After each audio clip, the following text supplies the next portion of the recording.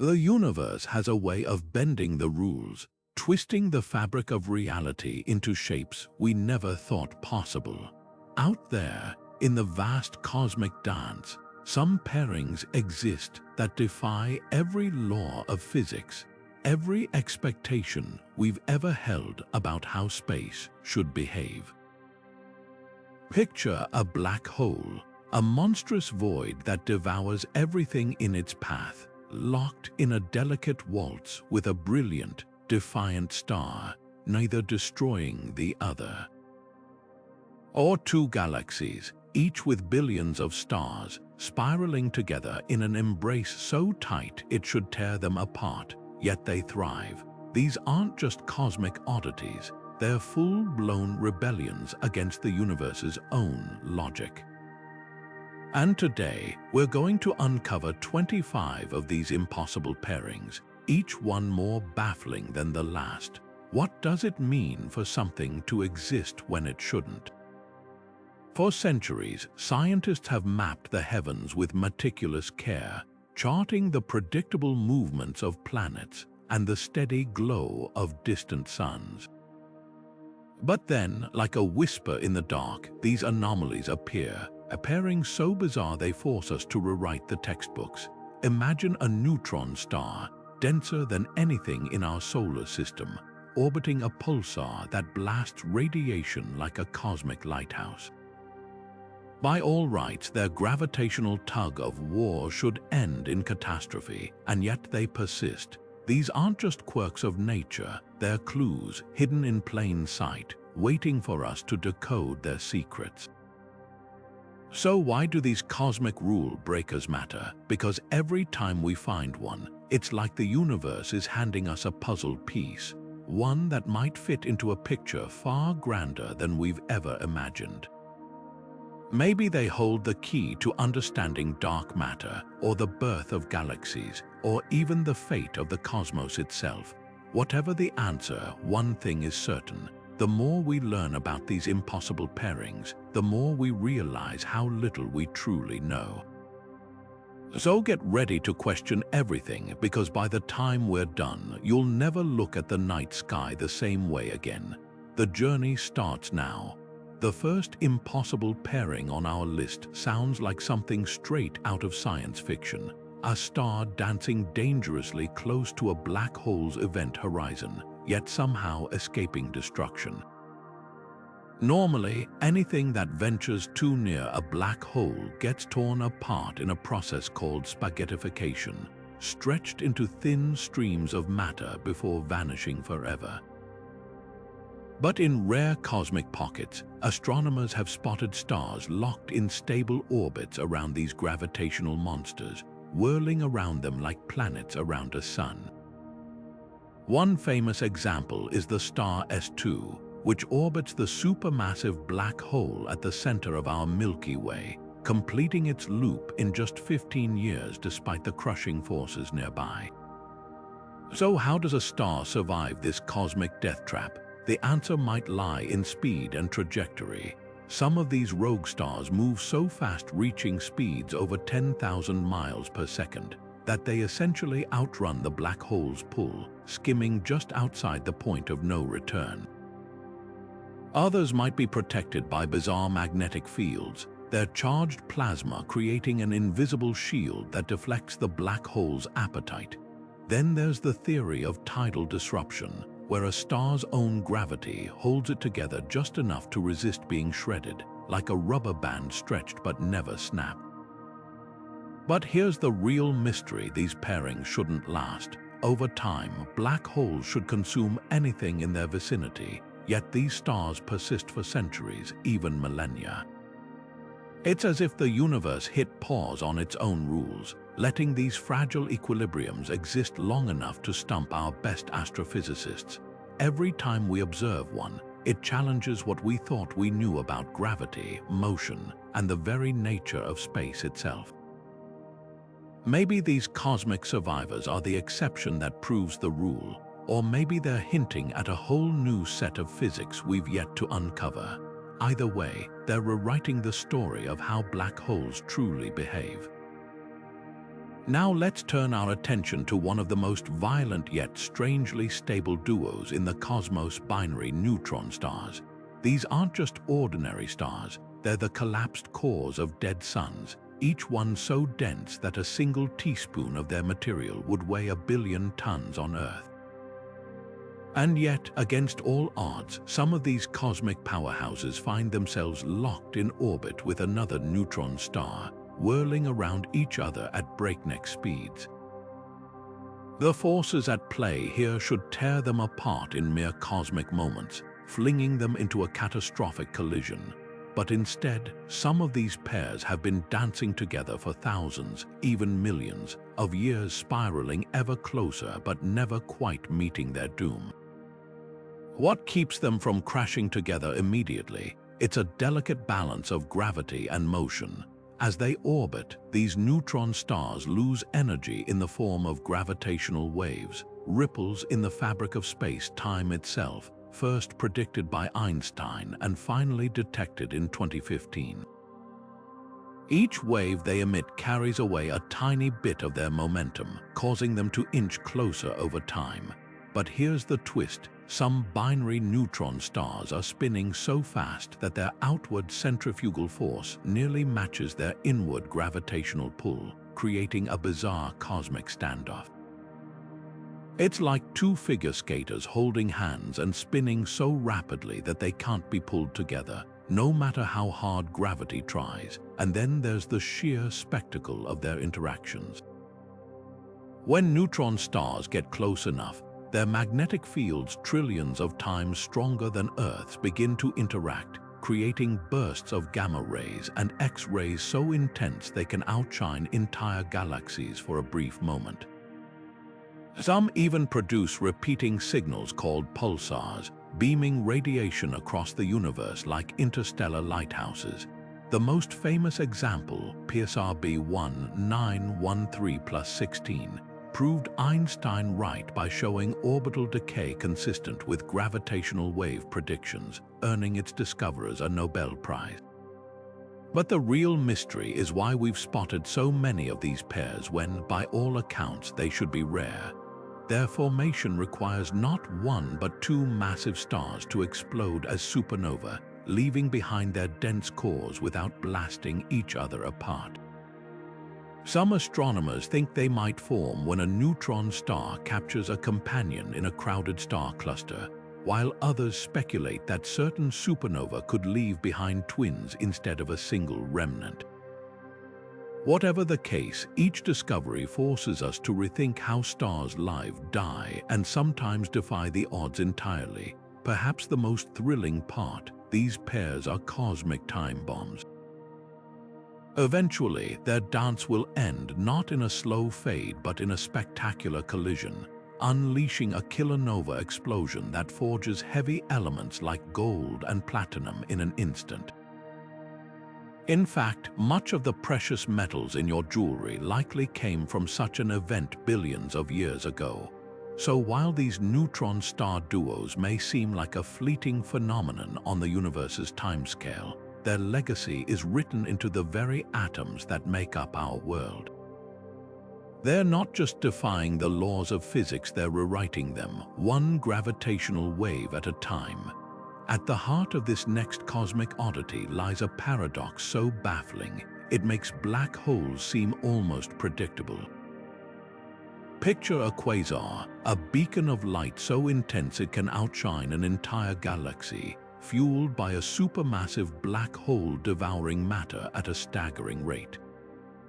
Now imagine that same quasar nestled inside a galaxy that looks, for all intents and purposes, completely asleep.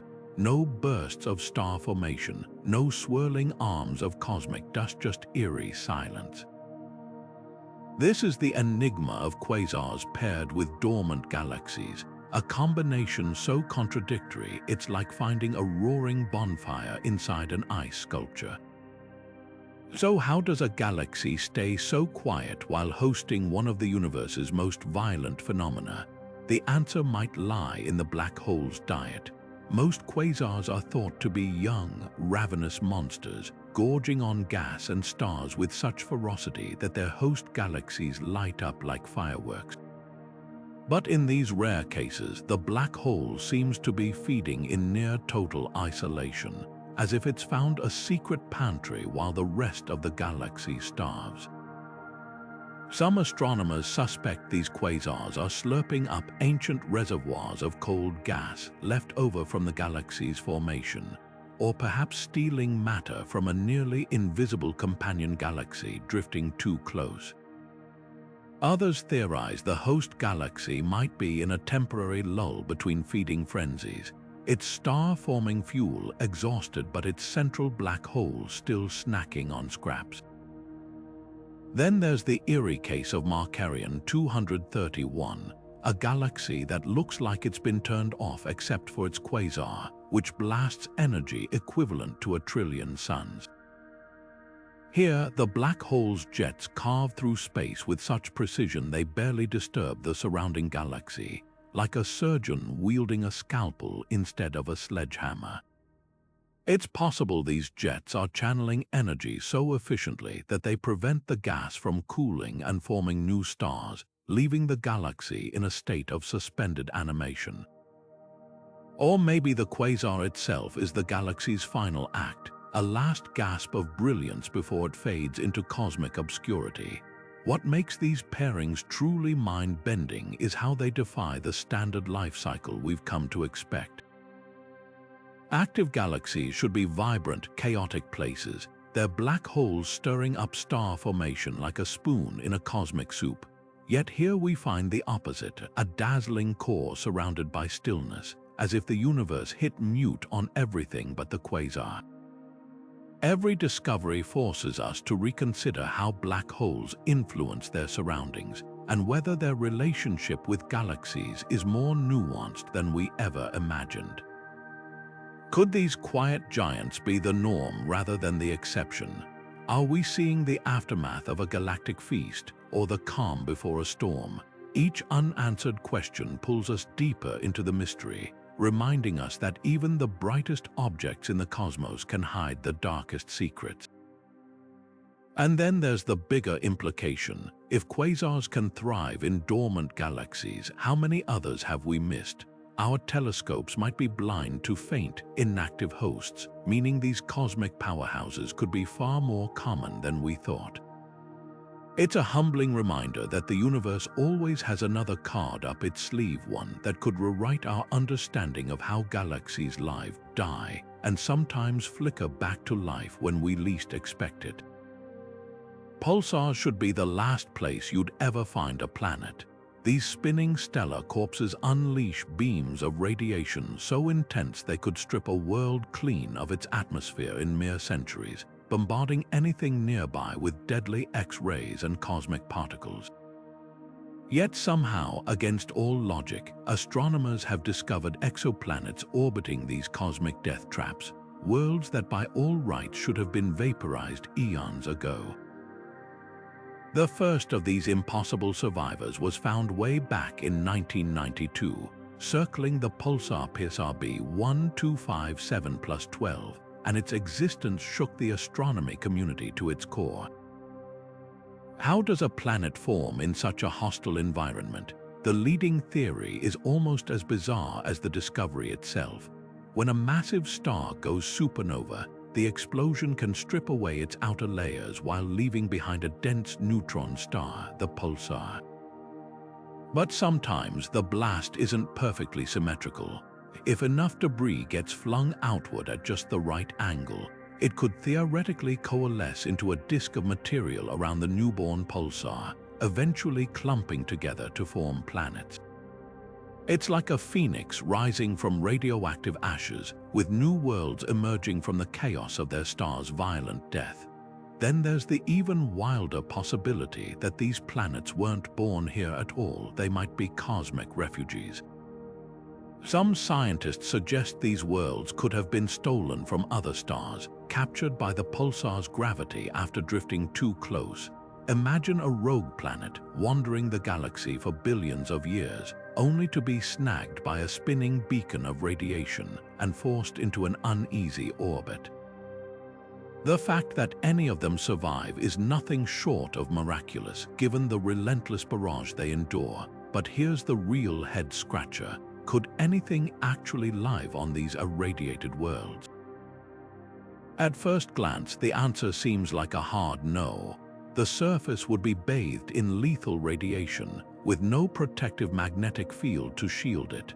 But extremophiles on Earth have shown us that life finds a way in the most unexpected places, from deep-sea vents to nuclear reactor cooling pools. If a pulsar planet had a thick, metallic crust or subsurface oceans, some hardy microbes might just eke out an existence, feeding on chemical energy rather than sunlight. And let's not forget the bizarre timekeeping these worlds would experience.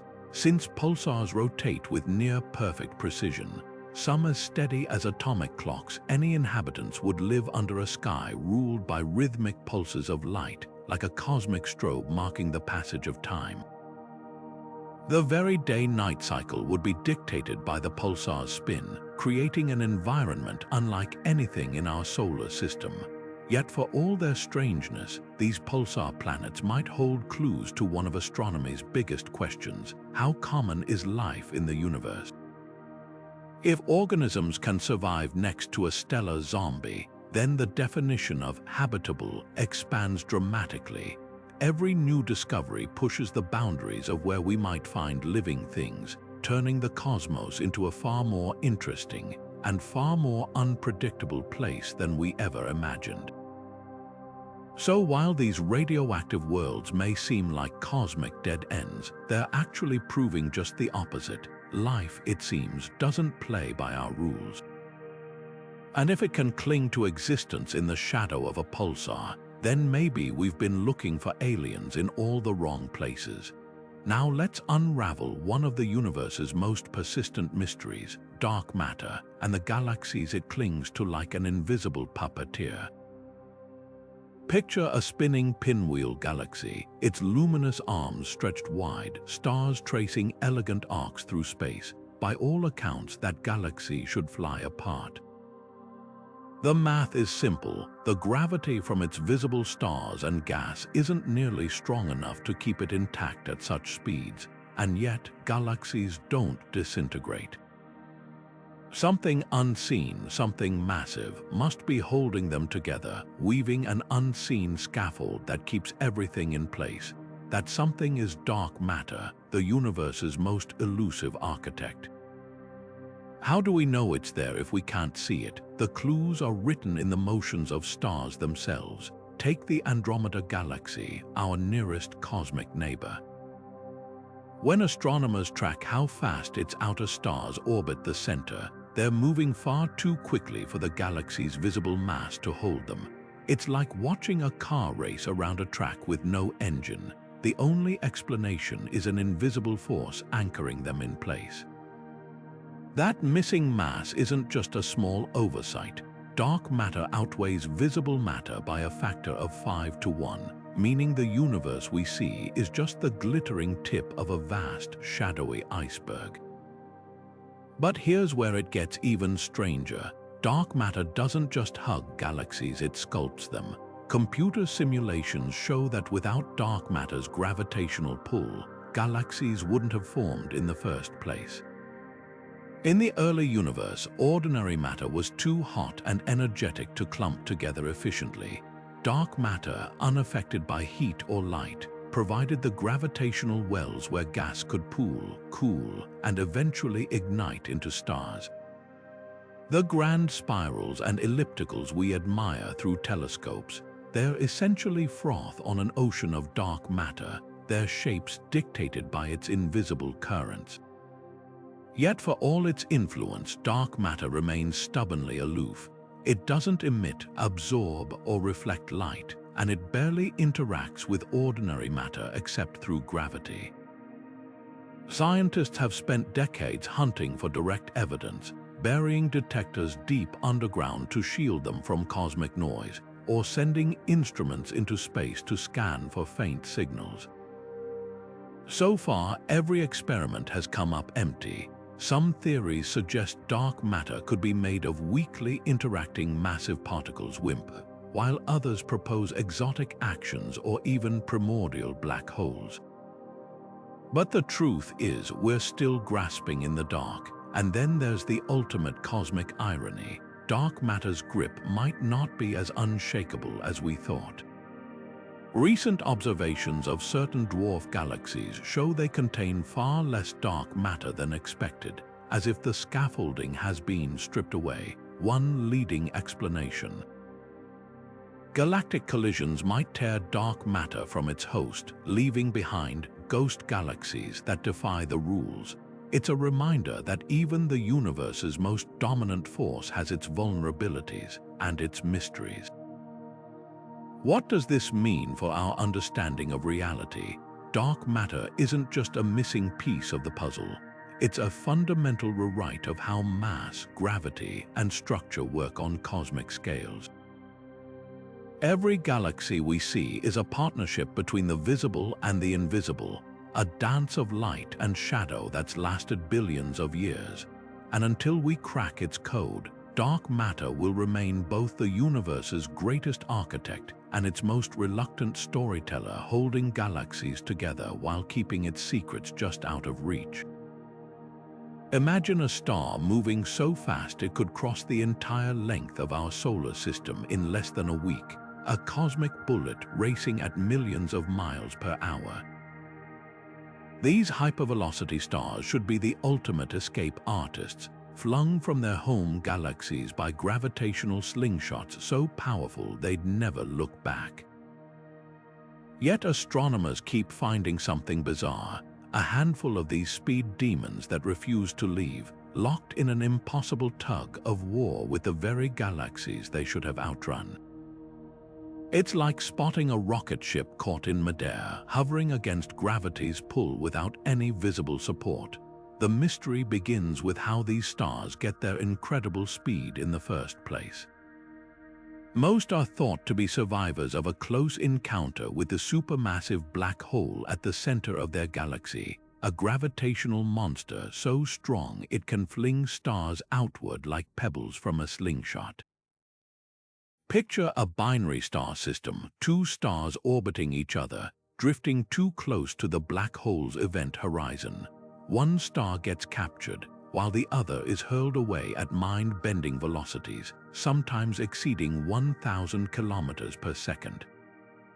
That's fast enough to travel from Earth to the Moon in under 7 minutes. By all rights, that star should vanish into intergalactic space, never to return. But here's the twist: some hypervelocity stars don't escape. Instead, they enter elongated orbits that bring them looping back toward the galaxy's outskirts, like a boomerang thrown with unimaginable force. The key might lie in the hidden web of dark matter enveloping every galaxy. This invisible scaffolding could act like a cosmic safety net, its gravitational grip subtly bending the star's trajectory just enough to keep it from breaking free. Alternatively, the galaxy's collective gravity from stars, gas, and unseen matter might create a deep enough well to recapture these sprinters over cosmic timescales. Take the star known as S5 HVS1, discovered racing through the Milky Way at over 6 million miles per hour. Based on its speed alone, it should have been a one-way ticket to nowhere. Yet its path suggests it might still be loosely bound to our galaxy, destined to arc back in a cosmic U-turn billions of years from now. Then there's the curious case of hypervelocity stars in other galaxies, like Andromeda, where a few appear to be on similarly improbable return trajectories. It's as if the universe has a hidden rulebook where even the fastest objects can't quite achieve total freedom. What does this mean for our understanding of galactic mechanics? These stars are more than just oddities, they're probes into the unseen structure of galaxies. By tracing their paths, astronomers can map the distribution of dark matter with unprecedented precision, revealing where its gravitational pull is strongest. They also challenge our assumptions about escape velocity, showing that a galaxy's reach might extend far beyond the visible stars we can see. And then there's the poetic irony. The same black holes that create these hypervelocity stars might also help keep them tethered. Some models suggest that a black hole's influence doesn't end at ejection. Its gravity, combined with the galaxies, could warp space-time just enough to curve even the fastest star's path. It's a reminder that in the cosmos, no force acts alone. Gravity, dark matter, and motion weave together in a dance so complex that even the swiftest stars can't break free without a fight. So the next time you gaze at the night sky, remember, some of the faintest points of light might be the universe's greatest runners, caught in a race they can't quite win. And in their struggle, they're teaching us just how much we still have to learn about the invisible threads holding galaxies together. Two supermassive black holes, each weighing billions of times more than our Sun, shouldn't be able to share a galaxy without tearing it apart. The math says they should spiral inward in a death spiral, unleashing gravitational waves that shake the fabric of space-time, yet astronomers keep finding these cosmic heavyweights locked in stable orbits, sometimes for billions of years. It's like balancing two wrecking balls on a tightrope and expecting them not to collide. The most famous example, the duo at the heart of galaxy OJ287, separated by just a light year but showing no signs of merging, their dance frozen in cosmic limbo. What keeps these monstrous pairs from crashing together? The answer might lie in their chaotic surroundings. When galaxies collide, as they often do in our crowded universe, their central black holes eventually sink toward the new galactic core. But instead of meeting immediately, they begin a gravitational tug-of-war with the surrounding stars and gas. Every time one black hole swings close, it flings nearby material outward like a catapult, stealing energy and slowing its descent. Over time, this cosmic game of hot potato can leave the black holes stranded in a near-perfect equilibrium, too close to escape but too far to merge. Some simulations suggest they might stall just a few light-years apart, trapped in what astronomers call the final parsec problem.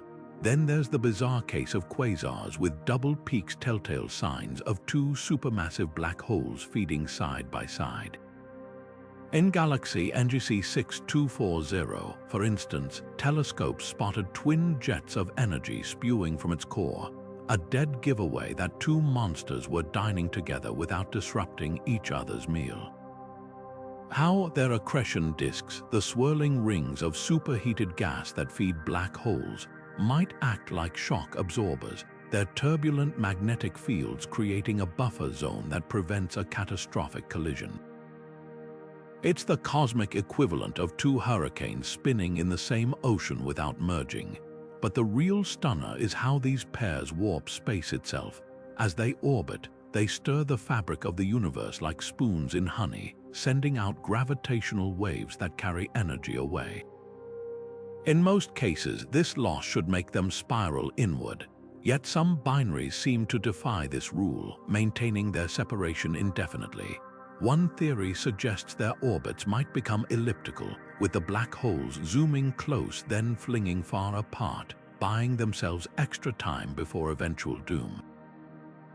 Others speculate that nearby gas clouds could feed them just enough energy to counter the wave's drain like a cosmic recharge. The implications are staggering. If supermassive black hole binaries can stall for eons, it means galaxies might spend much of their lives with these titans lurking in their cores, a reality that could reshape our understanding of how galaxies evolve. Their gravitational influence might explain strange features like warped disks or orphaned star clusters, relics of their endless tug-of-war, and when they do finally merge, the resulting blast would outshine every star in the universe combined. A flash of energy so bright it could be seen from the edge of observable space. Yet for now, these pairs remain one of the cosmos' greatest paradoxes, monuments to imbalance that somehow find balance, proving once again that the universe thrives on contradictions. Every stable binary we discover forces us to rethink not just how black holes interact, but how gravity itself operates on the grandest scales. They're not just oddities, they're cosmic teachers, showing us that even the most violent forces can settle into an uneasy truce when the conditions are just right. Ring galaxies look like cosmic bullseyes, perfect circles of stars spinning around a hollow center, as if someone punched a hole through the heart of a spiral galaxy. Unlike most galaxies with their dense, bright cores, these celestial oddities present astronomers with a puzzle. How does a galaxy survive without its central anchor? Take Hoag's object, discovered in 1950 by astronomer Art Hoag. From a distance, it resembles a shimmering sapphire ring floating in space, its golden central bulge oddly disconnected from the starry loop surrounding it. The gap between them spans tens of thousands of light years, a void so vast it could swallow our Milky Way whole. Theories about their formation read like a list of cosmic catastrophes. One leading idea suggests a smaller galaxy might have plunged straight through the center of a larger one, like a bullet through a spinning wheel. The collision would send shockwaves rippling outward, compressing gas and triggering a frenzy of star formation in a ring, while the center, stripped of material, slowly fades into obscurity. Computer simulations show these bullseye collisions can recreate the ring structure, but there's a catch: the timing has to be flawless. The intruder galaxy must hit dead center at just the right speed, or the result is a messy merger, not a perfect ring. Yet some ring galaxies, like the Cartwheel Galaxy, add another layer of mystery. Their centers aren't entirely empty. They host a faint, aged population of stars, suggesting the core wasn't destroyed but somehow left behind. It's as if the galaxy's heart stopped beating while its outer arms kept spinning. Stranger still, a few of these galaxies show signs of multiple rings, nested like tree rings, hinting at repeated collisions over billions of years. How these delicate structures survive without unraveling is a question that keeps astrophysicists up at night. Then there's the role of dark matter. Most galaxies rely on their dark matter halos, invisible cocoons of mass, to hold their shape. But in ring galaxies, that halo might be lopsided or stretched, its gravity unevenly distributed after the impact. Some models suggest the dark matter could act like a trampoline, catching the displaced stars and gas and bouncing them back into formation. Others propose that magnetic fields, twisted by the collision, might corral the material into that iconic ring. But here's the real kicker: ring galaxies shouldn't last. Without a dense core to stabilize them, their starry loops ought to fray and disperse within a few 100 million years.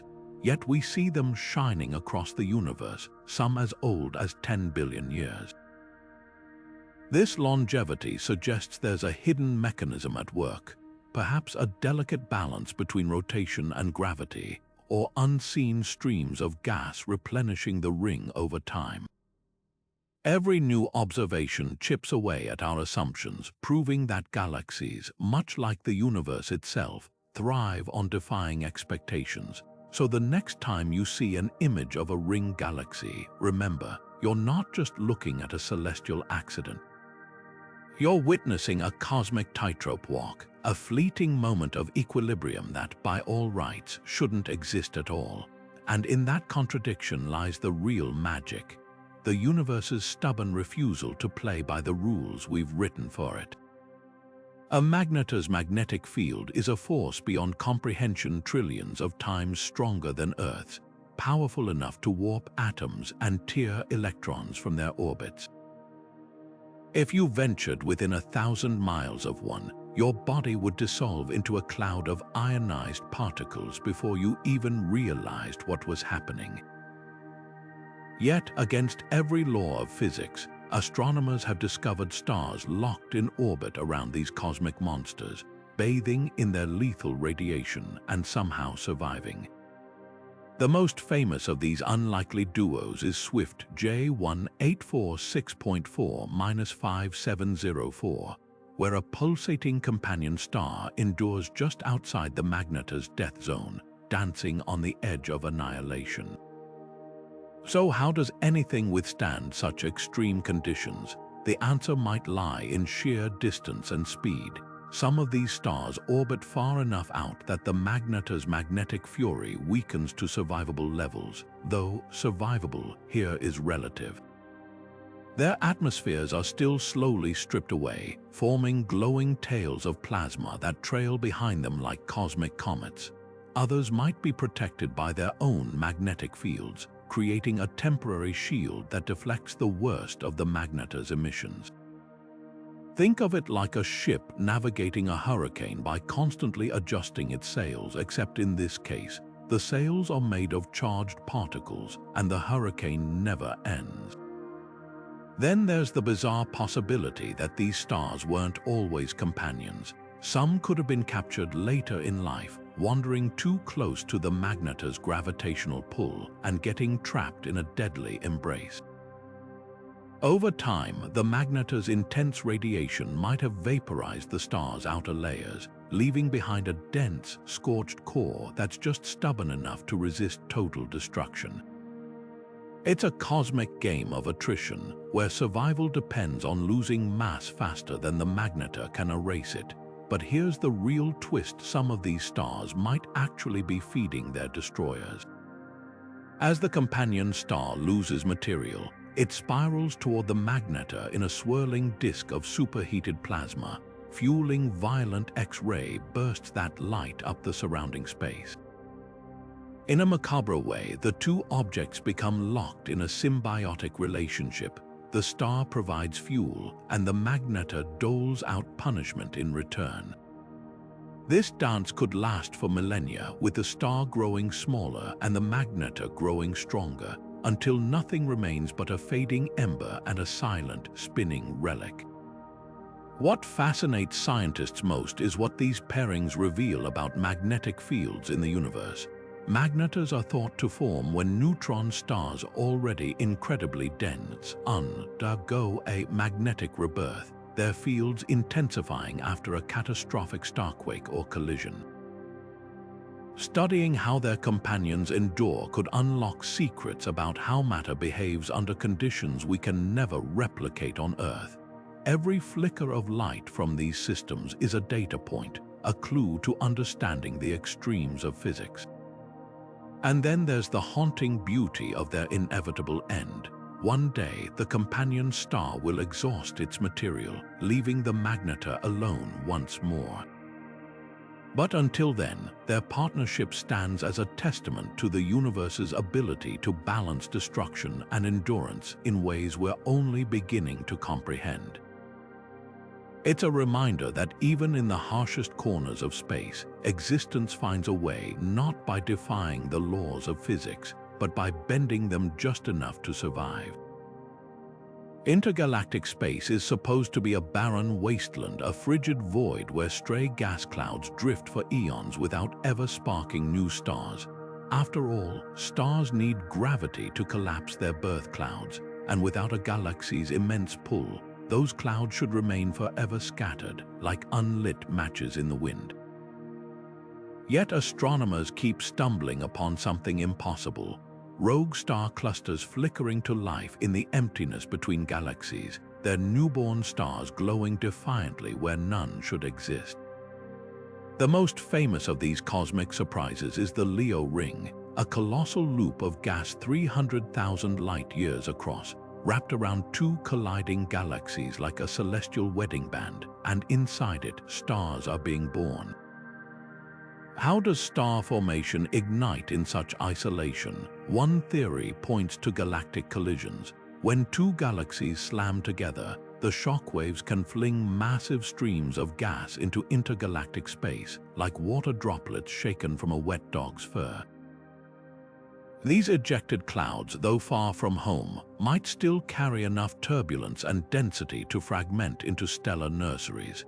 The Leo Ring, for instance, likely formed when the galaxies M105 and NGC 3384 grazed each other billions of years ago. their gravitational tango hurling gas outward in a glittering arc. Over time, pockets of that gas collapsed under their own weight, igniting stars without any galactic anchor.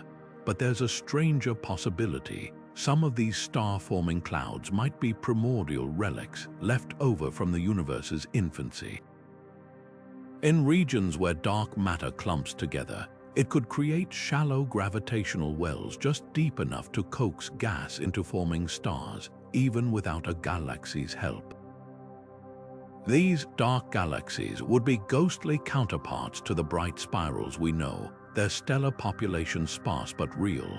One candidate, NGC 1052DF2, floats near the Andromeda Galaxy with so few stars it's nearly transparent, yet it's actively birthing new ones. Then there's the role of cosmic recycling. Some intergalactic clouds might be enriched by heavy elements blasted out of galaxies by supernova or quasar winds. These metals act like cosmic fertilizer, helping gas cool and condense more efficiently. Imagine a cloud seeded with stardust, its chemistry tweaked just enough to tip the scales toward star formation. In the Virgo cluster, astronomers have spotted such clouds glowing with the telltale light of young stars, their existence a testament to the universe's thriftiness. Nothing goes to waste, not even the scraps flung into the void. What makes these rogue star factories so fascinating is how they challenge our definitions. If stars can form without galaxies, what does that mean for the traditional life cycle we've mapped out? Could there be entire generations of stars living and dying in the darkness, their light too faint to see? And if so, how many have we missed? Every discovery peels back another layer of the cosmos's playbook, revealing rules we never knew existed. Perhaps the most profound implication is what these outliers say about the universe's creativity. Star formation isn't some rigid ceremony confined to galaxies. It's a spontaneous, opportunistic process, capable of sparking anywhere the conditions are barely right. In the grand tapestry of the cosmos, these intergalactic stars are the loose threads, reminding us that the universe doesn't follow blueprints. It experiments, improvises, and thrives in the least expected places. And in their quiet defiance, they're rewriting what we thought we knew about where and how stellar life begins. In the cosmic ballet of destruction and rebirth, few pairings are as precarious or as strangely stable as a white dwarf slowly draining life from a bloated red giant. On paper, this should be a recipe for disaster. White dwarfs are the smoldering cores of dead stars, so dense that a teaspoon of their material outweighs an elephant. Red giants, meanwhile, are aging stars that have swollen to hundreds of times their original size, their outer layers so loosely bound they're practically begging to be stolen. When these two celestial extremes meet, the white dwarf's gravity should rip the red giant apart, funneling its gas onto its surface until, boom, a thermonuclear explosion lights up the galaxy. Yet somehow, against all odds, astronomers keep finding these duos locked in a delicate equilibrium, like a vampire and its host surviving for millennia without a fatal bite. Take the system known as Mera, a textbook example of this cosmic paradox. Here, a white dwarf orbits its red giant companion so closely that it siphons off a steady stream of hydrogen, creating a glowing bridge of superheated gas between them. Every year, the dwarf steals the equivalent of an Earth's worth of material enough to power a dozen stars, and yet Mera hasn't exploded, not in 1,000 years. Not in 10,000. The secret might lie in the pace of the theft. Unlike the sudden, catastrophic mergers that trigger supernova, these systems operate on a cosmic drip feed. The red giant sheds just enough material to keep the white dwarf's hunger at bay without overwhelming it, like a controlled burn preventing a wildfire. But there's another twist. Some of these white dwarfs seem to burp excess material back into space. Observations of systems like our Aquarii revealed jets of gas shooting perpendicular to the orbital plane, as if the Dwarf is regurgitating what it can't digest. This recycling act could be the universe's safety valve, preventing the buildup of critical mass needed for an explosion. Imagine trying to fill a bucket with a hole in the bottom. No matter how much you pour in, the water level never rises high enough to overflow. Then there's the wild card of magnetic fields. Some white dwarfs, like the one in the binary system BPPC, are surrounded by swirling disks of gas that glow with X-rays, a sign of powerful magnetic activity. These fields might act like cosmic bouncers, redirecting incoming material into polar jets instead of letting it settle on the dwarf's surface. It's a stellar defense mechanism, one that keeps the star from crossing the point of no return. Yet the most baffling cases are the ones where the red giant fights back. In rare systems like V-Higher, the giant star isn't just passively donating material, it's launching massive gas bullets at its companion, as if trying to shove the thief away. These outbursts could be the star's last-ditch effort to survive, a desperate counterbalance to the white dwarf's relentless pull. So why does any of this matter? Because these ticking time bomb binaries are the universe's way of walking a tightrope. Every stable pair we find challenges our models of stellar evolution, forcing us to reconsider what triggers or prevents a supernova. They are also potential factories for cosmic oddities, from diamond-rich planets to bizarre, hybrid stars that blur the line between living and dead. And when their delicate balance finally tips, the explosion could seed the galaxy with heavy elements, the very building blocks of planets and life. For now, though, these strange duos continue their slow-motion dance, proving once again that destruction and harmony aren't opposites in the cosmos. Sometimes they're two sides of the same coin spinning in perfect, impossible balance. Rogue planets are the universe's ultimate outcasts, worlds flung from their star systems by gravitational chaos, doomed to wander the freezing darkness between stars forever. With no sun to warm them, their surfaces plunge to temperatures colder than Pluto, their skies perpetually black. But here's the twist: some of these cosmic nomads aren't alone. Against all logic, they've held onto moons, creating miniature solar systems adrift in the void. Take the potential rogue planet CFBDS IR 2149-0403, discovered drifting 80 light-years from Earth with what appears to be a moon in tow. By all rights, the gravitational turmoil of ejection should have stripped these worlds bare, sending their moons careening into space. Yet somehow they cling together, defying the odds in the ultimate long-distance relationship. How does a moon survive such a violent breakup? The answer might lie in the way rogue planets form. Some could be born free, condensing directly from gas clouds too small to ignite as stars, like stellar runts that never got a chance to shine. In these cases, their moons might form alongside them, just as planets coalesce around stars. The bond between planet and moon would be primordial, forged in the same swirling disk of debris, making it resilient enough to withstand the chaos of interstellar space. Other rogue planets might be stolen, capturing moons from other systems during close encounters, like cosmic pickpockets snatching satellites in passing. Then there's the delicate dance of gravity and distance. For a moon to stick around after ejection, it needs to orbit far enough from its planet to avoid being destabilized by the star's departure, but close enough that the planet's gravity still dominates. Picture a planet yanked away by a passing star's pull. If the moon orbits at just the right distance, it might barely notice the change, like a passenger on a smooth flying plane, unaware the runway vanished behind them.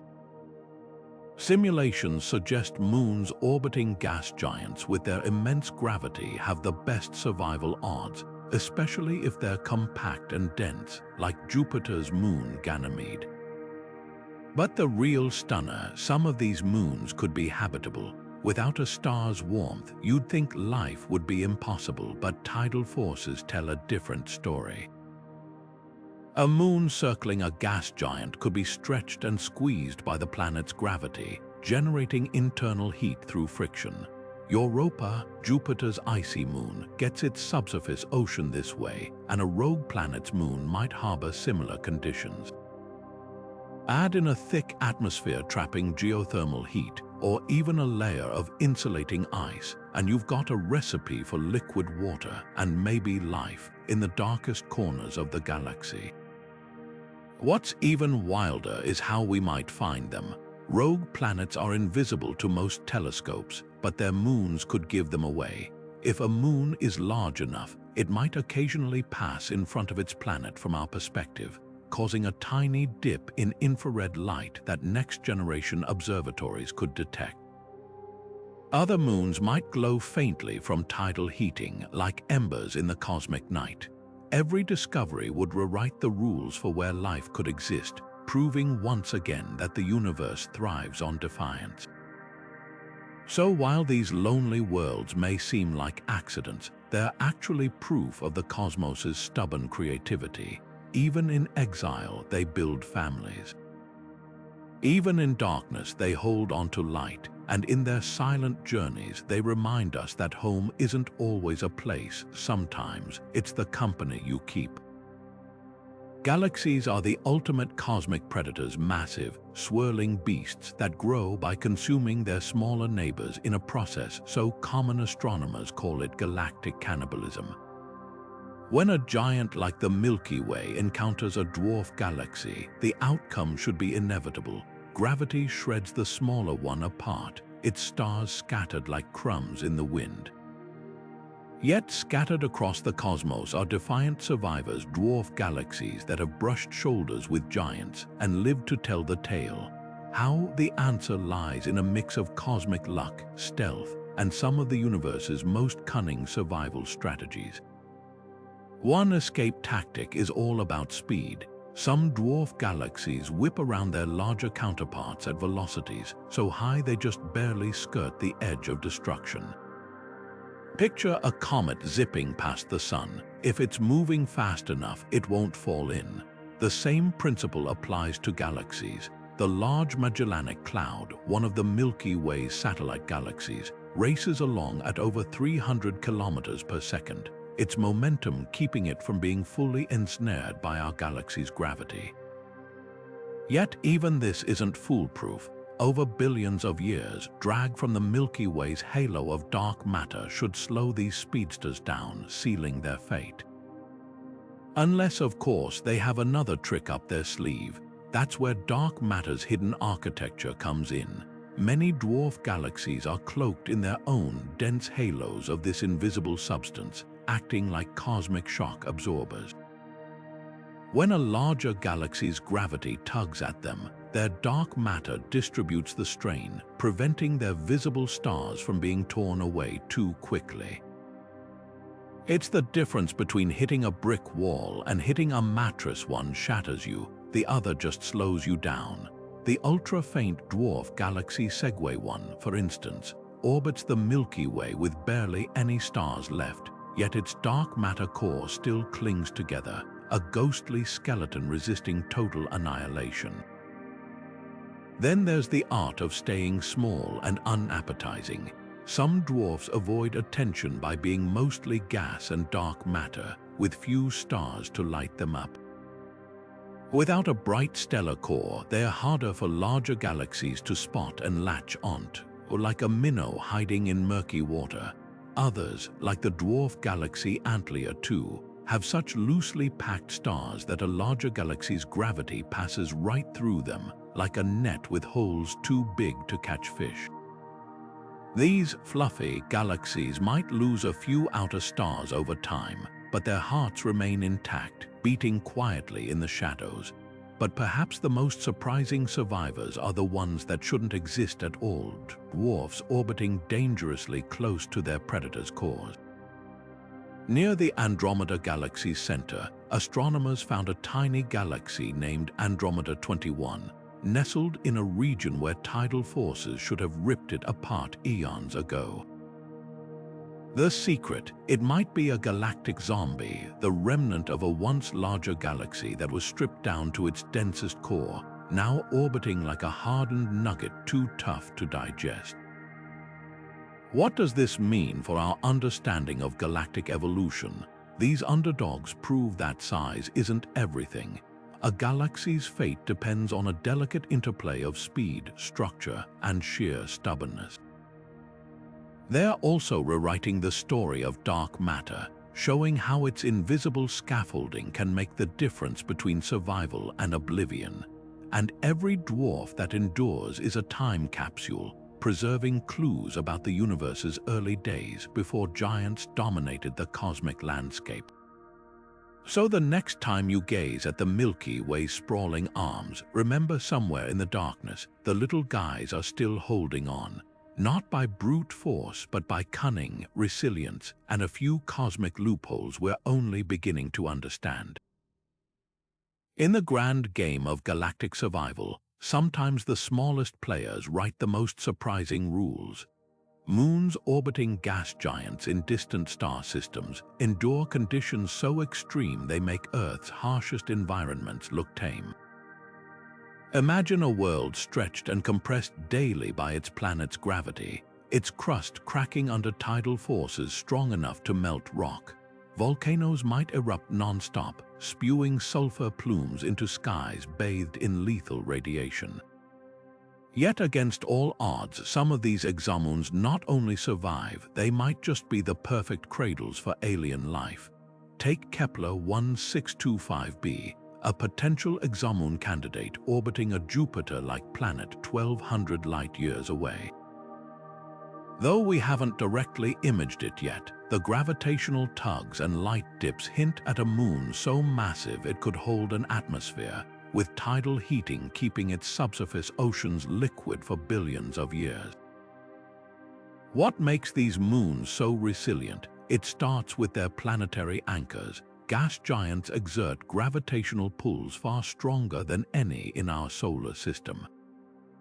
A moon like Jupiter's Europa experiences enough tidal flexing to maintain a global ocean beneath its ice, but an exomoon orbiting closer to a hotter, younger gas giant could experience 10 times that energy, enough to power hydrothermal vents teeming with chemical reactions. And where there's heat, water, and chemistry, there's potential for life as we know it. Some models even suggest that certain exomoons might outrank Earth in habitability, their oceans spanning entire worlds without a single dry continent to interrupt the flow of nutrients. But survival here requires a delicate balance. Too close to the gas giant, and the moon gets ripped apart like Saturn's ill-fated moon, Phoebe, which spiraled inward and shattered. Too far, and the tidal heating fades, freezing the moon solid. The sweet spot, what astronomers call the habitable edge, depends on the planet's mass, the moon's composition, and even the pull of nearby stars. One hypothetical moon, dubbed Pandora in simulations, could maintain a thick atmosphere and liquid water despite orbiting a gas giant bathed in X-rays, its magnetic field deflecting the worst of the radiation while geothermal vents churn organic molecules into primordial soup. Then there's the wild card of orbital chaos. Many exomoons likely get flung into eccentric paths by sibling moons or passing planets, creating cycles of extreme heating and cooling. While this sounds like a death sentence, life on Earth has proven shockingly adaptable, thriving in boiling acid, crushing depths, and even the vacuum of space. An exomoon with intermittent tidal heating might host organisms that hibernate during cold spells, reawakening when the heat returns. Others could evolve rapid mutation rates, turning environmental chaos into an evolutionary forge. The real game changer, atmospheres. An exomoon with enough volcanic activity might replenish gases faster than its host planet's gravity strips them away. Titan, Saturn's largest moon, proves this is possible. It's shrouded in nitrogen and methane despite having far less gravity than Earth. Now imagine a Titan-like moon warmed by tidal forces instead of sunlight, its hydrocarbon lakes bubbling with prebiotic chemistry.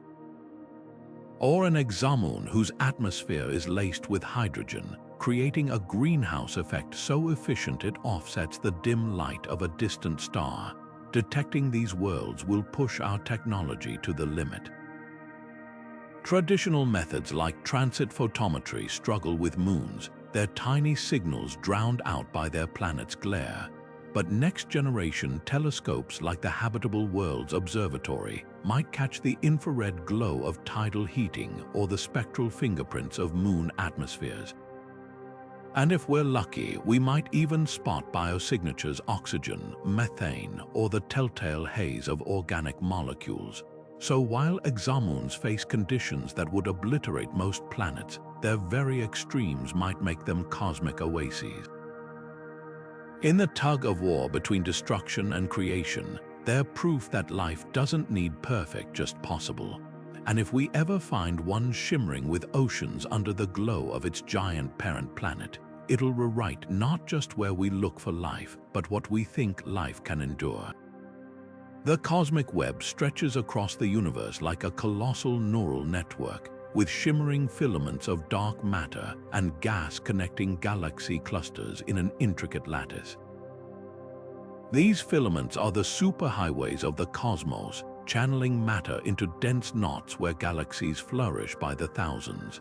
But venture into the voids, the vast, empty spaces between these threads, and you'll find something astonishing: lone galaxies shining like forgotten islands in an ocean of nothingness.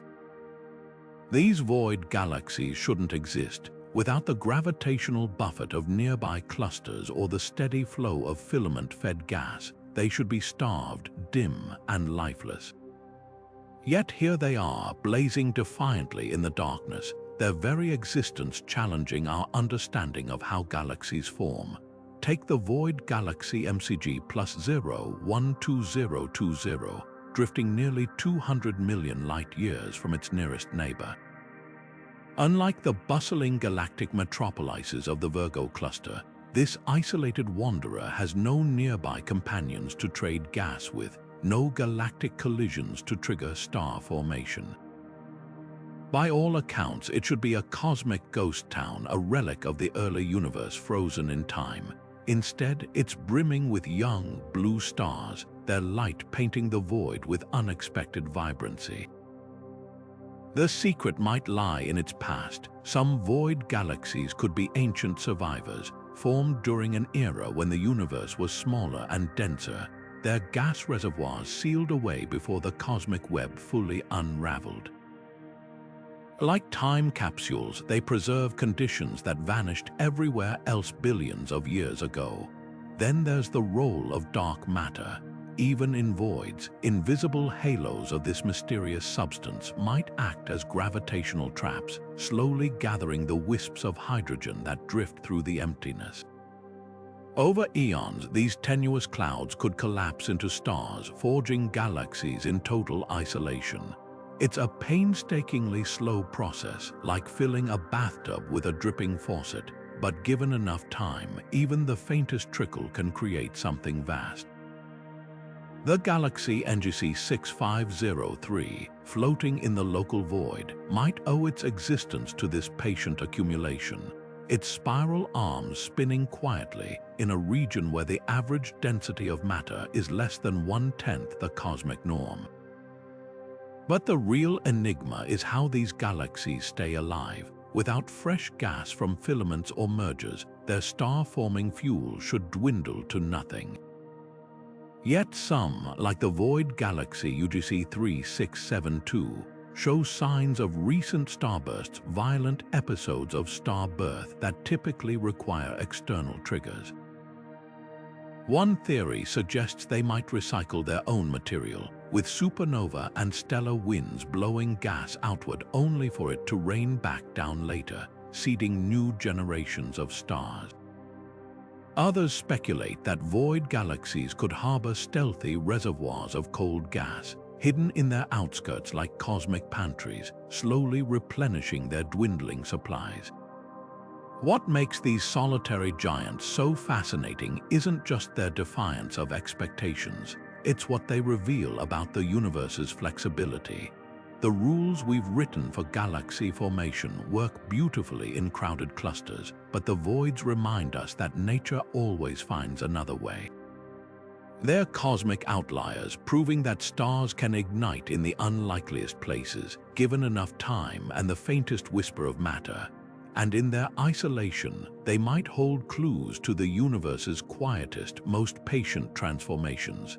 The ones that happen not in the spotlight of dense filaments, but in the darkness between them where the cosmos writes its own rules.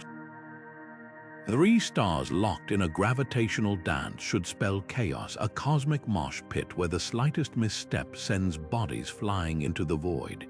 Physics textbooks tell us multi-star systems are inherently unstable, their orbits prone to violent ejections or catastrophic collisions within a few million years.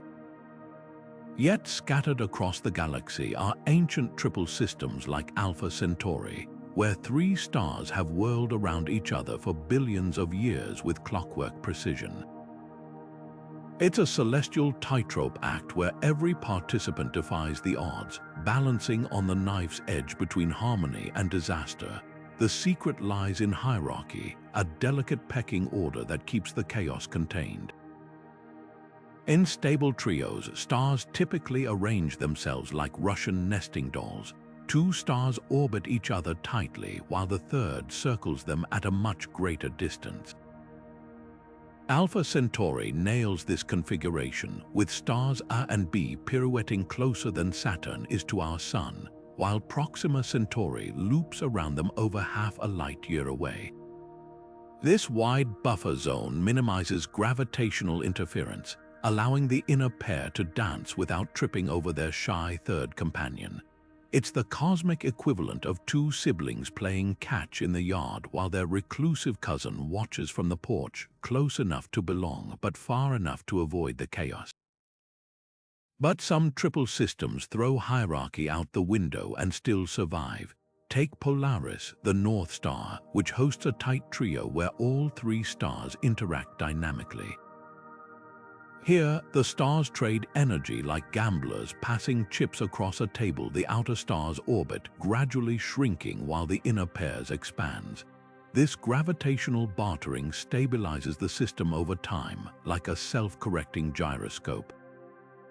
Even more extreme is the case of HD 188753, where 3 massive stars orbit in a plane so flat it resembles a vinyl record, their gravitational forces perfectly counteracting any wobbles that might otherwise send them careening apart.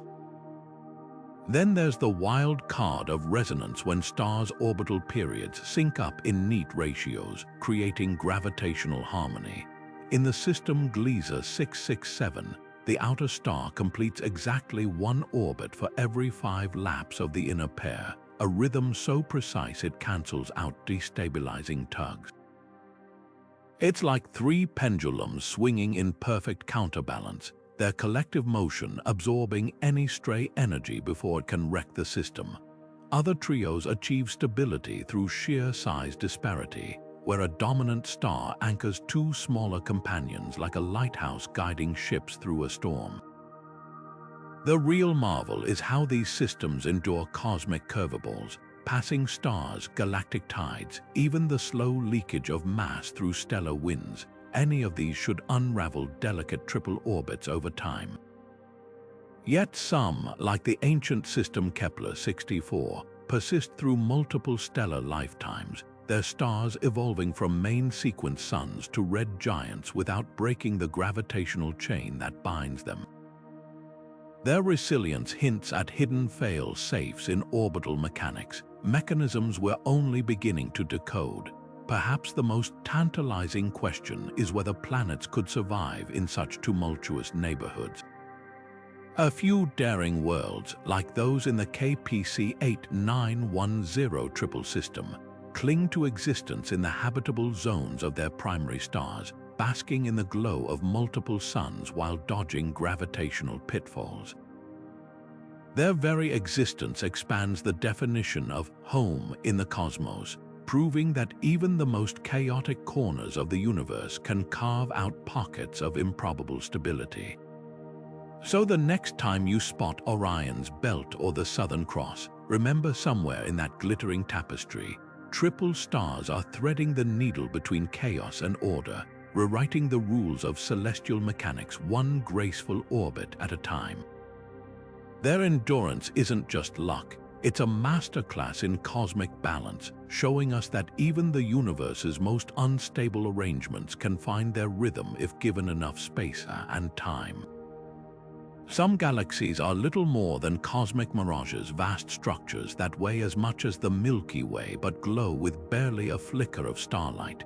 These are the dark galaxies, realms where the universe's invisible scaffolding takes center stage and ordinary matter is reduced to a whisper. The most famous, Dragonfly 44, floats in the Coma cluster with 100 times more dark matter than stars, its sparse pinpricks of light outnumbered by the unseen mass holding it together. By all accounts, these shadowy giants should have collapsed under their own weight long ago, their gas compressed into star-forming frenzy.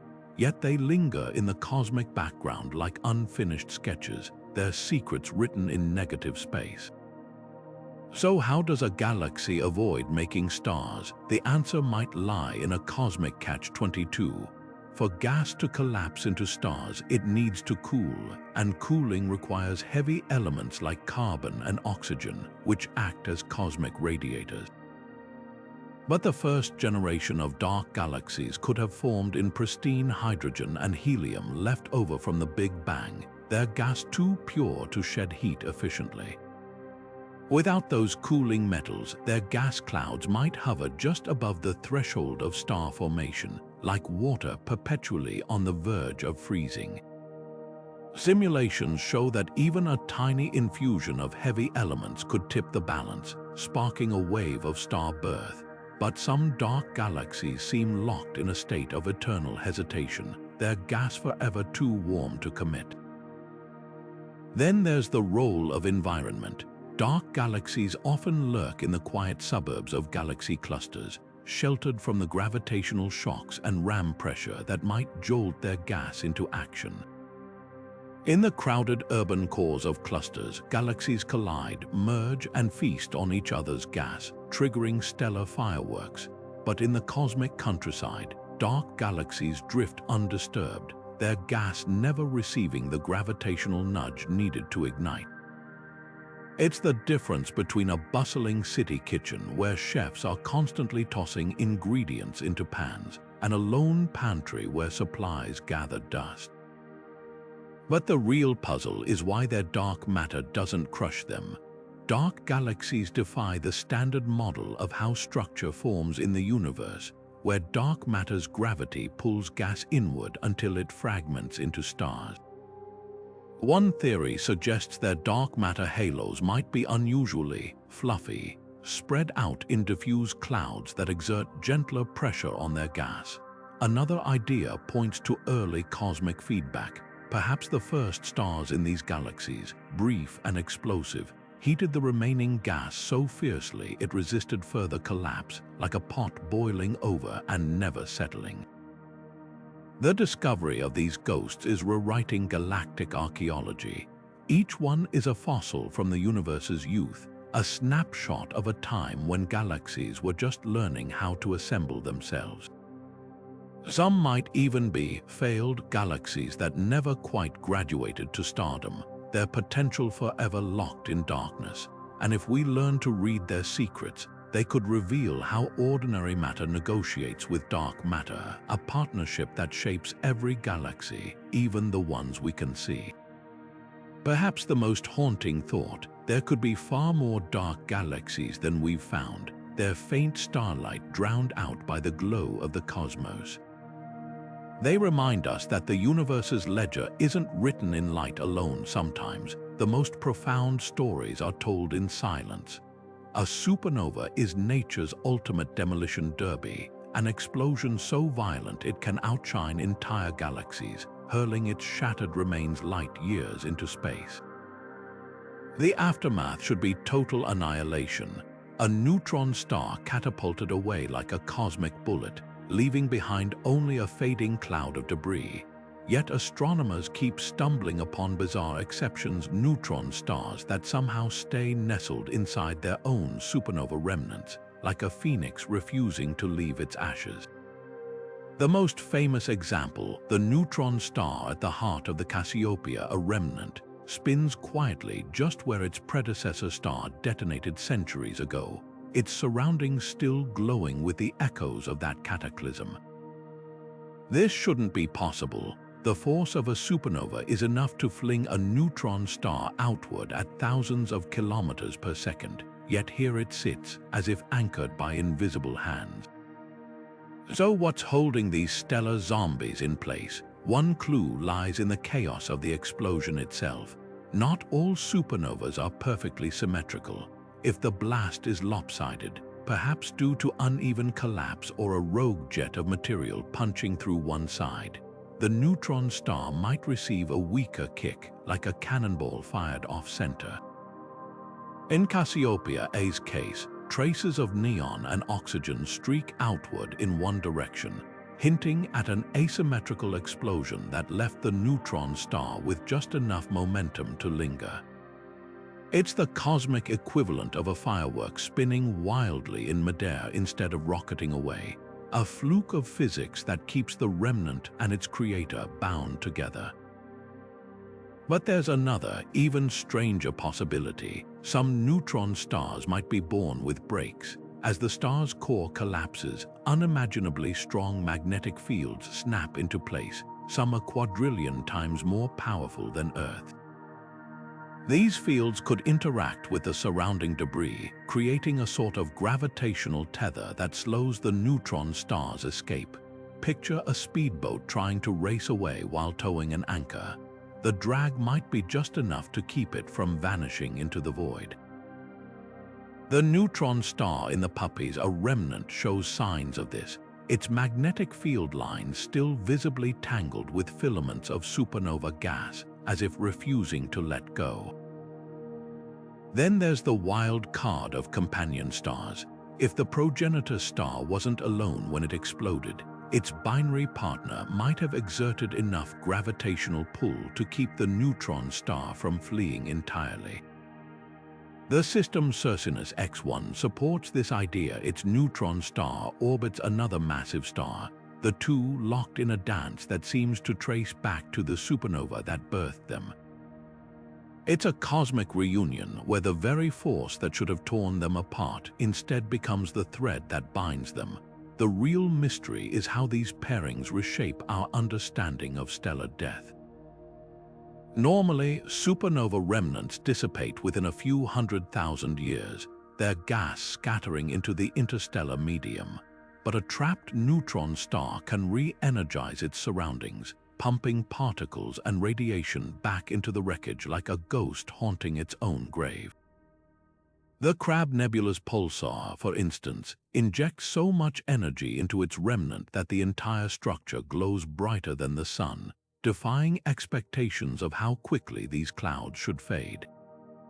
And then there's the tantalizing question of what else might be hiding in these cosmic nurseries.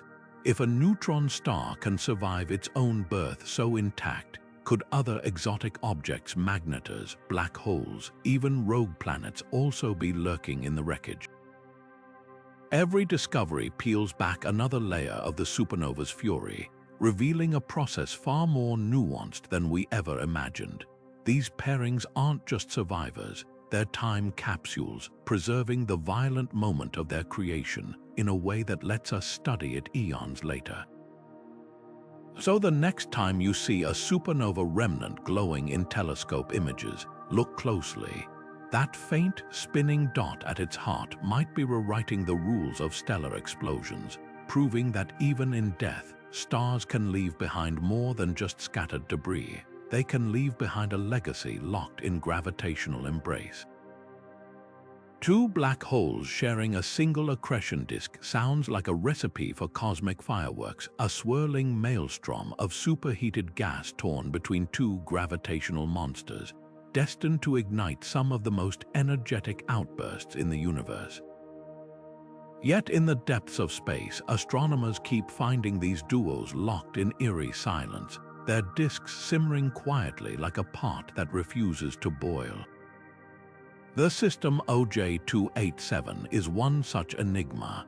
Two supermassive black holes orbit each other within a shared disk of gas, but instead of the expected chaos, their feeding frenzy is strangely subdued.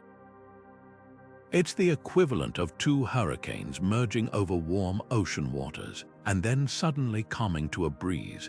What quiets these gravitational beasts? The answer might lie in the delicate choreography of their orbits. When two black holes circle each other closely, their gravitational tugs can carve out gaps in the accretion disk, creating a buffer zone where gas struggles to flow inward.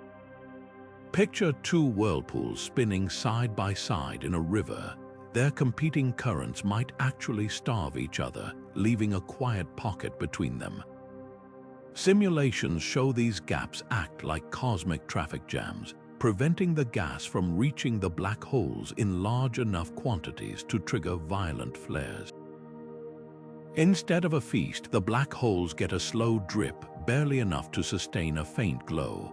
Then there's the wild card of magnetic fields. Accretion disks aren't just passive swirls of gas, they're threaded with powerful magnetic forces that can twist and snap like rubber bands, channeling energy away from the black holes. In binary systems, these fields might become so tangled that they redirect the disk's heat and light outward, like a malfunctioning radiator bleeding warmth into space. The black holes themselves could even generate opposing magnetic forces, their polar jets colliding invisibly in the disk's depths, cancelling out the energy that would otherwise erupt as visible outbursts. But perhaps the most surprising twist is the role of time. Some binary black holes might simply be caught in a lull between eruptions. Their shared disk could be in a temporary state of equilibrium, like a dormant volcano gathering pressure for its next explosion. The system PKS 2130-621, for instance, shows faint signs of past activity, ghostly bubbles of radio emission hinting at ancient outbursts while its current disk remains oddly tranquil. It's possible these quiet periods are the cosmic norm, with violent flares being rare exceptions rather than the rule. The implications are staggering. If binary black holes can coexist peacefully within a single disk, it means these gravitational titans might influence their surroundings in ways we've barely begun to understand. Their quiet partnerships could explain why some galaxies lack the bright quasars we'd expect from their central black holes, or why certain regions of space seem oddly devoid of high-energy radiation. They're cosmic regulators, subtly controlling the flow of energy through their corners of the universe. And then there's the tantalizing question of what happens when the silence breaks. When not if these black holes finally merge, their combined gravity could unleash a shockwave through the disk, igniting a flare visible across the cosmos. Until then, their quiet dance challenges everything we thought we knew about how black holes feed, interact, and shape the galaxies they call home. In their stillness, they're teaching us that even the universe's most violent forces can sometimes choose peace over chaos.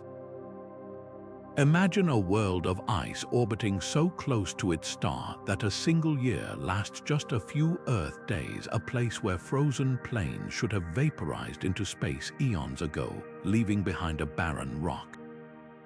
Yet scattered across the galaxy, astronomers keep finding these frosty paradoxes. Exoplanets like GJ 436b, a Neptune-sized world just 3 million miles from its red dwarf star, blanketed in an atmosphere of water vapor that somehow freezes into high-altitude ice clouds. It defies every expectation, At that distance, stellar radiation should strip away any atmosphere and bake the surface to thousands of degrees. But instead, these planets cling to their frosty shells like cosmic magicians, hiding their cooling tricks in plain sight. The secret might lie in a celestial tug of war between star and planet. For worlds like GJ 436b, their host stars are often dim red dwarfs, relatively cool but prone to violent flares.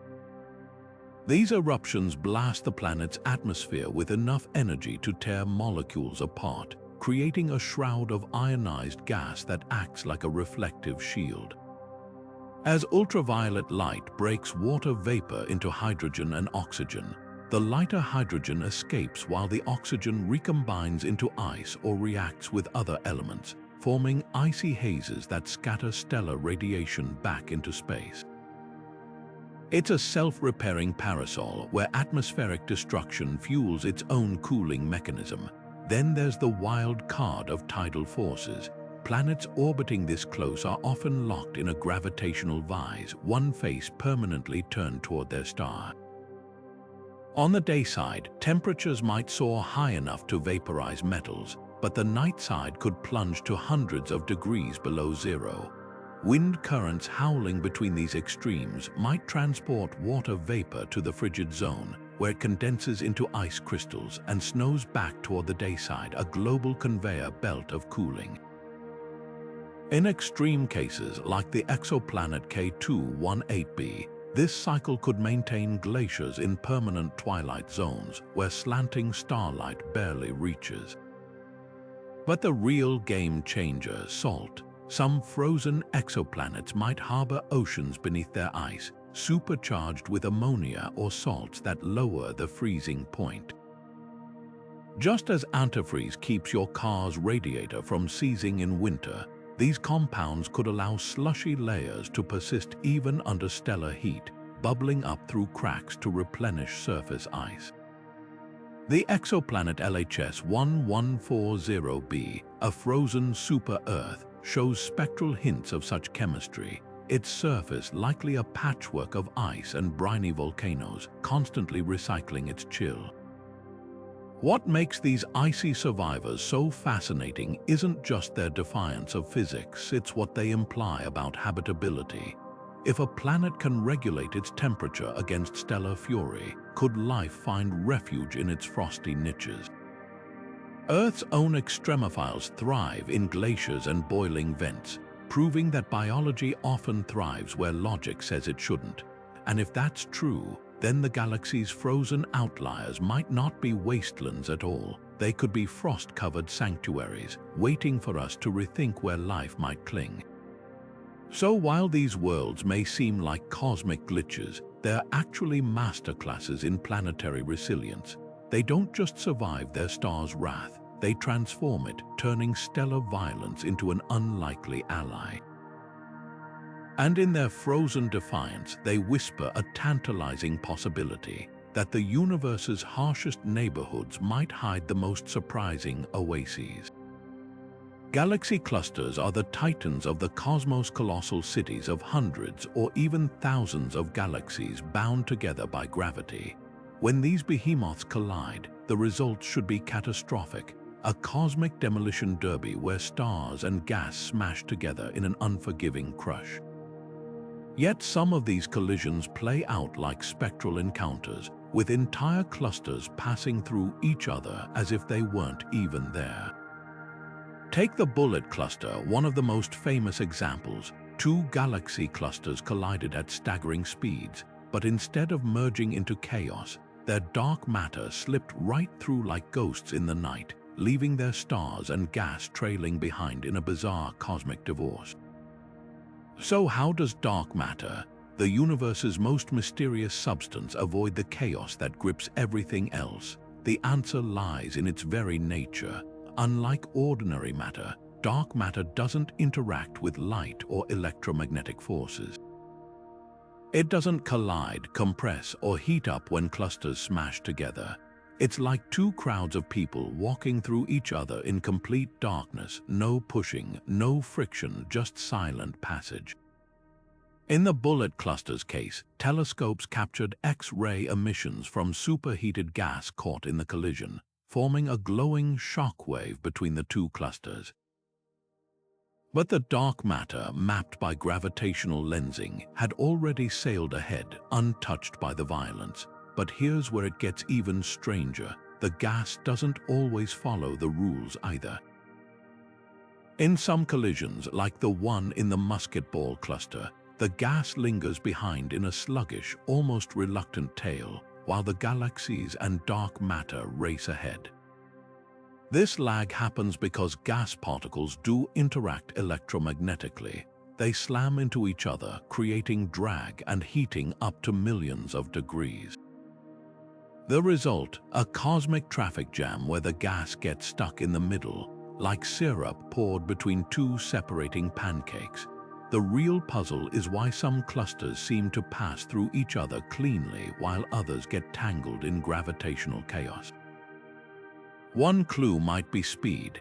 High-velocity collisions like the bullet clusters are more likely to result in clean separations. The clusters hit so fast they don't have time to fully entangle. Slower mergers, on the other hand, can spiral into messy, drawn-out dances where dark matter, gas, and galaxies eventually mix. Another factor could be the cluster's original shapes. A lopsided or irregular cluster might twist and warp during impact, distorting the usual clean separation we see in textbook examples. And then there's the lingering mystery of what these collisions tell us about dark matter itself. If dark matter did interact with anything even faintly, we'd expect to see subtle distortions in its distribution after a collision. But so far, observations suggest it's even more aloof than we thought. The fact that it glides through these cosmic pile-ups without a scratch reinforces the idea that it's fundamentally different from anything we've ever known. These ghostly encounters aren't just celestial oddities, they're cosmic laboratories. By studying them, astronomers can map the invisible scaffolding of the universe, weigh entire clusters, and even test the laws of gravity on scales we could never replicate on Earth. Every collision peels back another layer of the dark matter enigma, proving that even in the most violent corners of the cosmos, the universe keeps its deepest secrets hidden in plain sight. A supernova should be the end, a star's final, catastrophic farewell, tearing itself apart in an explosion so bright it outshines entire galaxies. But deep in the cosmic graveyard, some stars refuse to die. These are the zombie stars, stellar remnants that somehow survived their own destruction, rising from the ashes like phoenixes of the cosmos. Take the star known as LP 40-1455, a white dwarf that endured a supernova's blast only to be flung across the Milky Way at 500,000 miles per hour, still intact and glowing defiantly. By all rights, it should have been obliterated. So how does a star cheat death? The answer might lie in a cosmic sleight of hand. Most supernovas occur when a white dwarf, the dense core of a dead star, steals too much material from a companion, crossing a critical mass threshold and detonating in a thermonuclear fireball. But some white dwarfs might experience only partial explosions, burning just enough of their outer layers to avoid total annihilation. Picture a firework that fizzles instead of detonating, leaving its core intact while scattering its shell. In 2202, astronomers spotted a white dwarf with a bizarre, lopsided composition, heavy elements like oxygen and neon on one side, lighter carbon on the other, as if it had survived a failed supernova that only half destroyed it. Then there's the born-again scenario. Some zombie stars might actually be stellar imposters, old white dwarfs that briefly reignite after their death throes. In the planetary nebula Hubei-1, a dying star ejected its outer layers as usual, but then, against all expectations, its core flared back to life, reheating the surrounding gas and mimicking a second youth. It's as if a corpse suddenly sat up and started breathing again, powered by some hidden reserve of nuclear fuel. Astronomers suspect these stars might siphon material from unseen companions or dredge up buried helium reserves, triggering one last act in their cosmic drama. But the most baffling zombies are the ones that shouldn't exist at all. Stars like IPTF-14 HLS, which exploded in 1954, faded, and then exploded again in 2014, as if it had somehow reset its own destruction timer. This recurrent supernova defies every model of stellar death, with some theorists suggesting it might be a pulsating supermassive star, shedding layers in waves before collapsing into a black hole. Others propose it's a magnetar in disguise, its unimaginably strong magnetic field twisting the rules of physics to delay its inevitable end. What makes these stellar survivors so fascinating isn't just their defiance, it's what they reveal about the universe's flexibility. Stars aren't just following a script, they're improvising, finding loopholes in the laws of physics that we're only beginning to uncover. Every zombie star we discover forces us to rewrite the textbooks, proving that even in death, the cosmos thrives on surprises. And as long as these cosmic phoenixes keep rising, we'll keep watching, reminded that the universe's final word is never quite what we expect.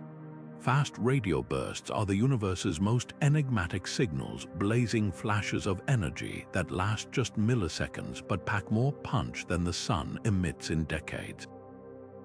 First detected in 2007, these cosmic whispers arrive without warning, some from billions of light years away, their origins shrouded in mystery. What makes them truly bizarre isn't just their power, it's that a handful of them repeat, flickering on and off like celestial lighthouses with no discernible pattern. Take FRB 1211, a burst that erupted over 1,600 times since its discovery, each pulse defying attempts to predict its next appearance. It's as if the cosmos is teasing us, dangling clues just out of reach.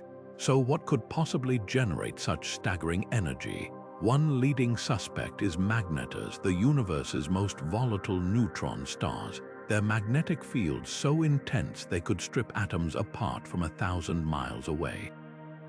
When these stellar zombies undergo starquakes or magnetic eruptions, they might unleash bursts of radiation powerful enough to reach across the cosmos. The Magnetar SGR 1935+2154 lent credence to this theory when it emitted an FRB-like signal in 2020, linking these two phenomena for the first time. But here's the catch: not all repeating FRBs match Magnetar behavior.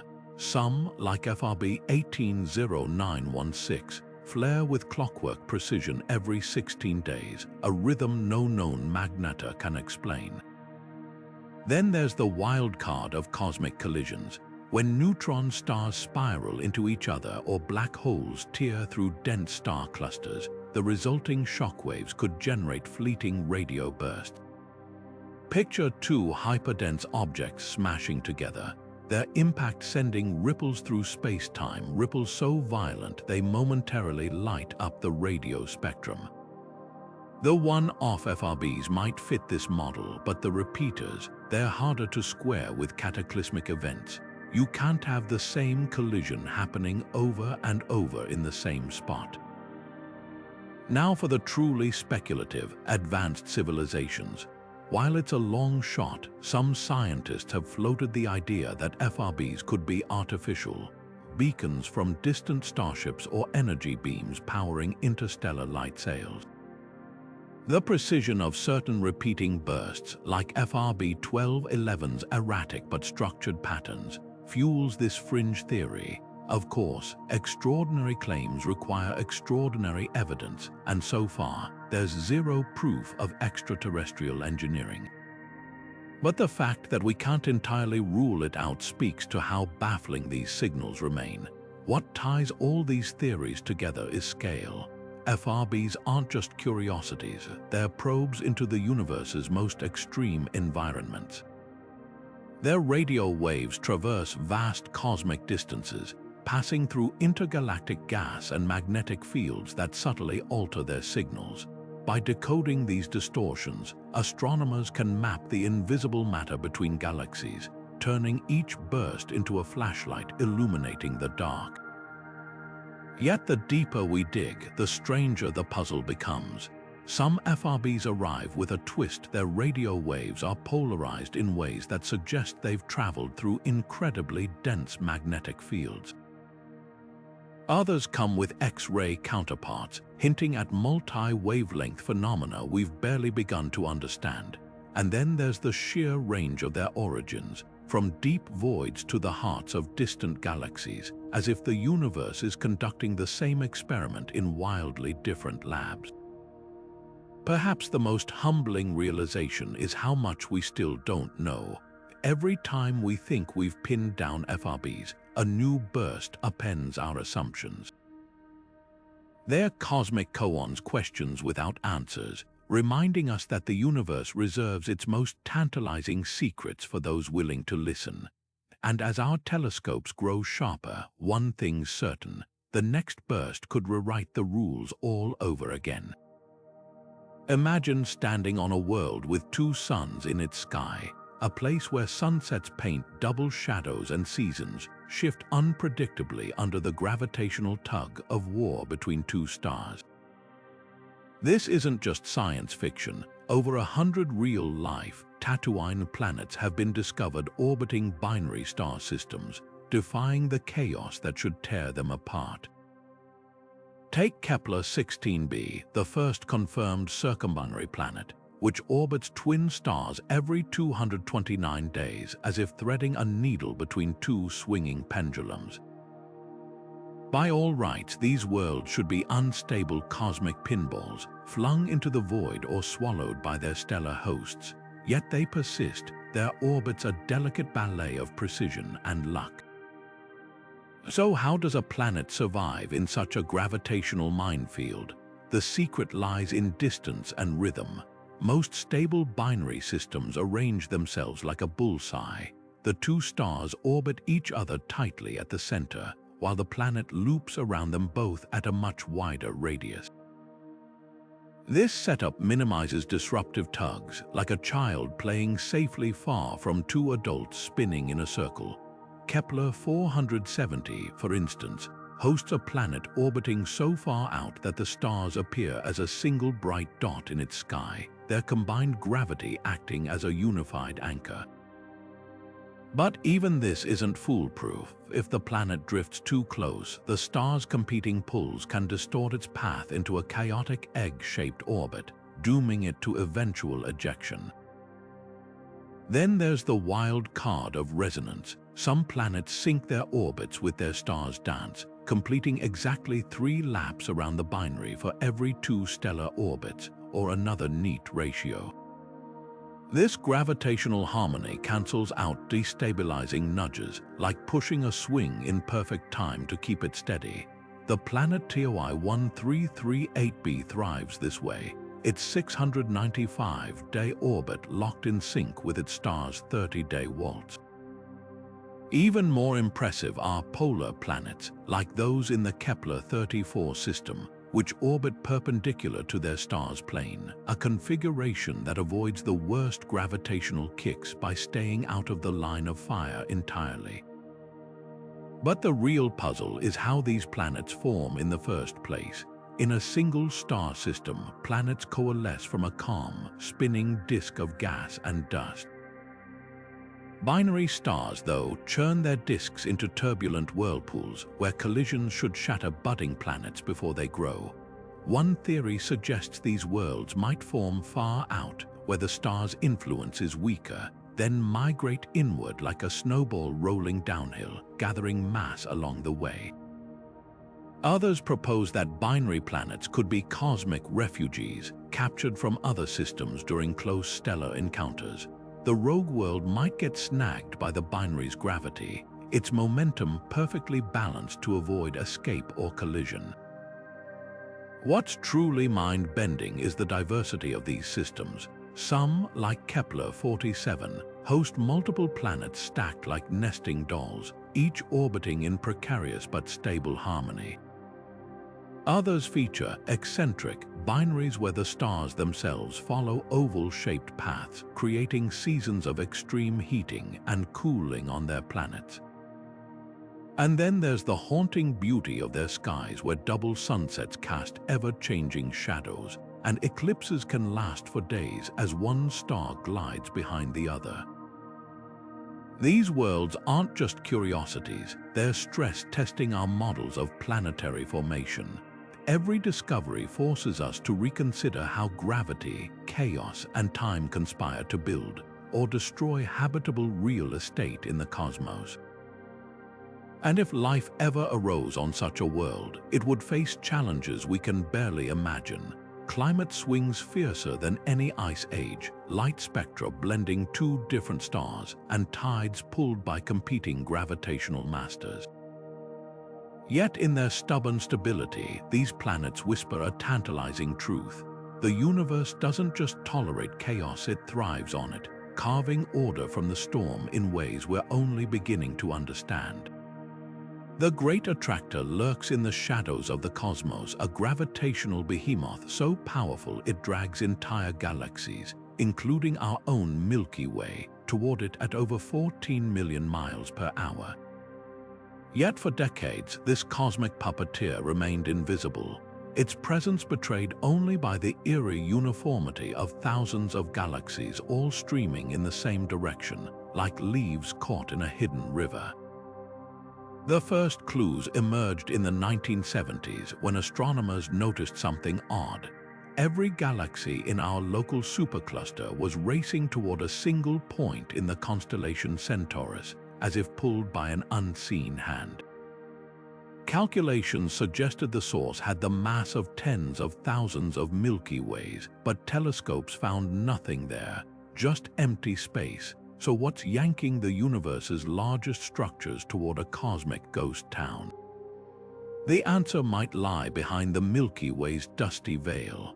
Our galaxy's crowded disk blocks our view of the attractor's exact location, a celestial blind spot astronomers call the zone of avoidance. Early radio surveys hinted at something massive lurking there, but it wasn't until the 21st century that infrared telescopes pierced the dust, revealing the Norma cluster, a dense knot of galaxies sitting right where the attractor should be. Yet here's the twist: Norma's gravity accounts for barely a fraction of the observed pull. It's as if we've found a pebble at the center of a whirlpool, too small to explain the current. This discrepancy points to something far stranger. The Great Attractor might not be a single object, but the heart of an even larger structure, the Laniakea supercluster, a sprawling web of galaxies 500 million light-years wide. Imagine Laniakea as a cosmic watershed, with the attractor acting like a gravitational drain, funneling galaxies along filaments of dark matter like water toward a basin. In this model, Norma is just the visible tip of an iceberg, surrounded by vast concentrations of dark matter and intergalactic gas we can't yet see. But the mystery deepens when you consider what lies beyond. Recent observations show our entire supercluster is also drifting toward an even more massive anomaly, the Shapley Attractor, a collection of galaxy clusters over 4 times as distant. This suggests the Great Attractor might itself be caught in a larger current, part of a hierarchy of flows sculpted by dark energy and the universe's large-scale structure. It's a humbling reminder that what we once thought was the pinnacle of cosmic influence might just be a waypoint in an unfathomably vast river of motion. The real breakthrough could come from gravitational wave astronomy. As detectors grow more sensitive, they might reveal collisions between supermassive black holes in the attractor's core, or measure the subtle stretching of space-time as we accelerate toward it. Each new observation peels back another layer of this enigma, showing us that the universe's greatest forces often hide in plain sight, not as glittering stars or swirling galaxies, but as silent tides in the dark, reshaping the cosmos one invisible tug at a time. From black holes defying destruction to galaxies thriving in isolation, these 25 cosmic pairings prove the universe is far stranger than we ever imagined. Each one isn't just a curiosity, it's a crack in the foundation of our understanding, a place where the laws of physics bend but don't quite break. Think about it: stars that refuse to die, planets orbiting stellar zombies, and galaxies held together by invisible hands. These aren't exceptions to the rules, they're proof that the cosmos has rules we haven't even discovered yet. What's truly humbling is how each discovery ripples through science, forcing us to rewrite textbooks and rethink old assumptions. Take binary black holes sharing a single accretion disk. Their eerie silence challenges everything we thought we knew about how these monsters feed. Or rogue planets with moons, drifting through the void like cosmic nomads, proving that gravity's grip can endure even in the loneliest corners of space.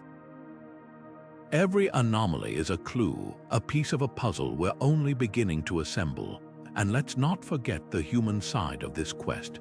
Behind every baffling pairing are astronomers staring at screens late into the night, running simulations that crash supercomputers, and debating over coffee whether what they're seeing is real or a glitch in the data. Science isn't just about answers, it's about the thrill of the chase, the moment when the universe winks back at you with something so unexpected it takes your breath away.